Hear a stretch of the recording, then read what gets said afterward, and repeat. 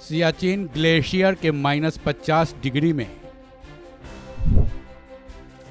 पाकिस्तानी फौज से लिया लोहा, कब्जे से छुड़ाए कायद चौकी।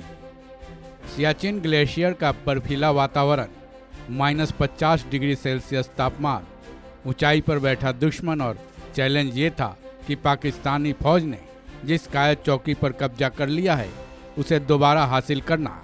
जाहिर है ऐसी परिस्थिति में दुश्मनों से लोहा ले पाना कितना कठिन रहा होगा। लेकिन 1971 के भारत और पाकिस्तान के बीच हुए युद्ध में इन सभी मुश्किलों को दरकिनार कर भारतीय सेना के नायब सूबेदार बाना सिंह ने पाकिस्तानी फौज से कायद चौकी को दोबारा हासिल कर लिया था।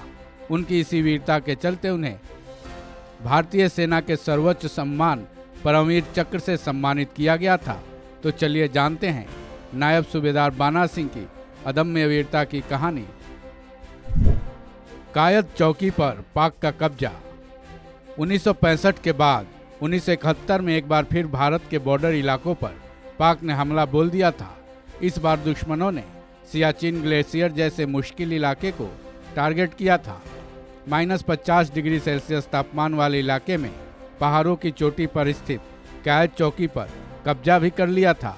सियाचिन ग्लेशियर में मौजूद कायद चौकी 21,000 फीट की ऊंचाई पर था, जहां तक पहुंचना बेहद मुश्किल भरा काम था, क्योंकि एक तो मौसम विपरीत था, दूसरा ऊंचाई पर बैठे दुश्मन से खुद को बचा पाना टेढ़ी खीर।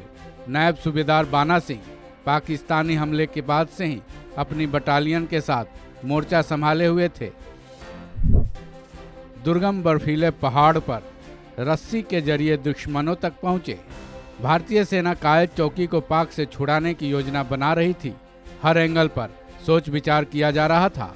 तभी बाना सिंह खुद आगे आए और मिशन के लिए अपना नाम दिया।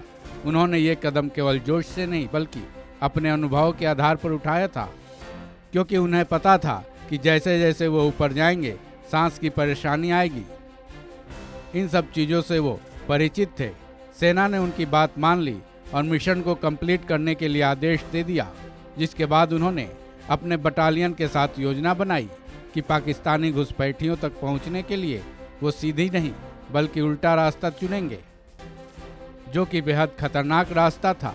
लेकिन खड़े बर्फीले पहाड़ वाले उस रास्ते पर बाना सिंह अपने बटालियन के साथ रस्सी के सहारे चढ़ना शुरू कर दिए। योजना ये थी कि चढ़ाई होने तक दूसरी यूनिट पाकिस्तानी फौज को उलझाए रखे। उनका ये प्लान काम कर गया।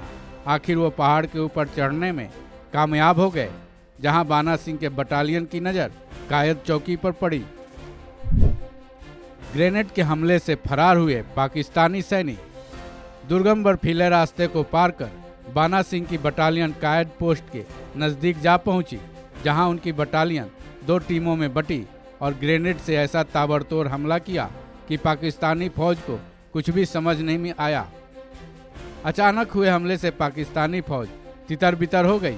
वो बाना सिंह की बटालियन का मुकाबला नहीं कर पाई।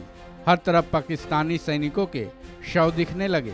जब उनकी संख्या काफ़ी कम हो गई तो वो कायद चौकी छोड़कर दुम दबाकर भाग खड़े हुए। फिर क्या था, नायब सूबेदार बाना सिंह और उनके साथी कायद चौकी पर तिरंगा फहराने में कामयाब रहे। परमवीर चक्र विजेता नायब सूबेदार बाना सिंह कायद चौकी को दोबारा हासिल करते वक्त जो मुश्किलें आई थी उसको पार कर दुश्मनों का सफाया कर इस मिशन को सफल बनाने के लिए नायब सूबेदार बाना सिंह को भारत सेना के सर्वोच्च सम्मान परमवीर चक्र से सम्मानित किया गया। नायब सूबेदार बाना सिंह को जीते जी ये सम्मान हासिल हुआ था। बाना सिंह 31 अक्टूबर 2000 को भारतीय सेना से कैप्टन के पद पर रहते हुए रिटायर हुए थे। बाना सिंह का जन्म 6 जनवरी 1949 को जम्मू कश्मीर के काद्याल गांव में हुआ था। कहते हैं कि छोटी उम्र से ही उन्हें कुछ बड़ा करने का सपना था, जिसमें पहला स्थान सैनिक ही बनना था।